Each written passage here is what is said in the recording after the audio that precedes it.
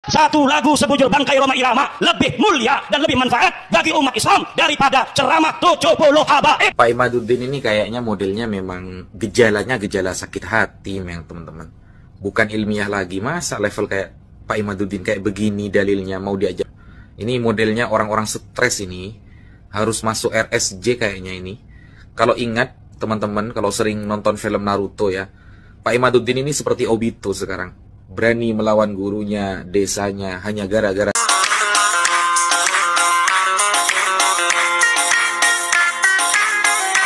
Assalamualaikum warahmatullahi wabarakatuh. Sahabat pemirsa dimanapun berada, semoga Allah melancarkan segala urusan dan diberikan kesehatan kepada kita semua. Gus Wafi kehabisan kata-kata ilmiahnya. Dia tidak sanggup membayangkan bagaimana framing Kiai Imaduddin yang dilakap dengan Al-Taburi, ada juga yang melakap dengan Al-Ghazali, dan bahkan Azlami lakap pengadu domba. Gus Wafi kali ini benar-benar tidak bisa membayangkan framing satu lagu Subjul Bangkai lebih berfaedah ketimbang ceramah 70 habaib. Dia membayangkan seorang bandit di film Naruto yang memang harus dibawa ke rumah sakit jiwa. Kita lihat dulu pernyataan daripada Gus Wafi.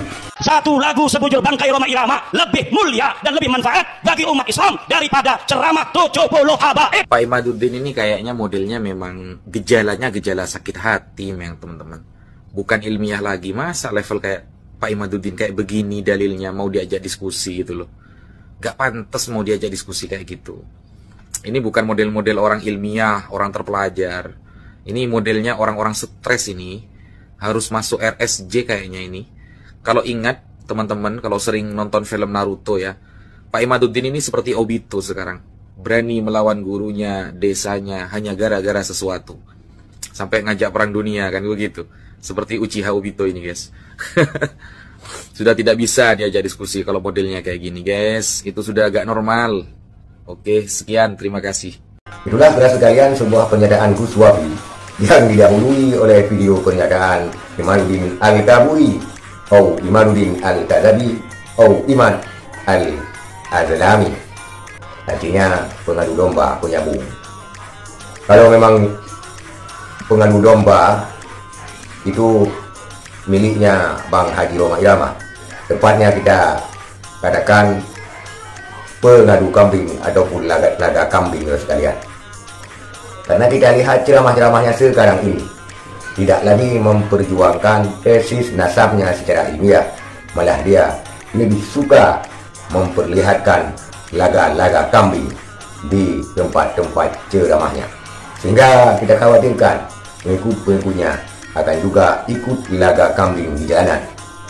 Ada beberapa kejadian ini sudah mulai timbul gejolak dan akan timbul bentrokan dan gesekan-gesekan karena adanya tesis yang dulunya dikatakan ilmiah dan akan dibuktikan secara ilmiah, tetapi sekarang ini hanya dibuktikan di panggung-panggung sebagai laga kambing belaka.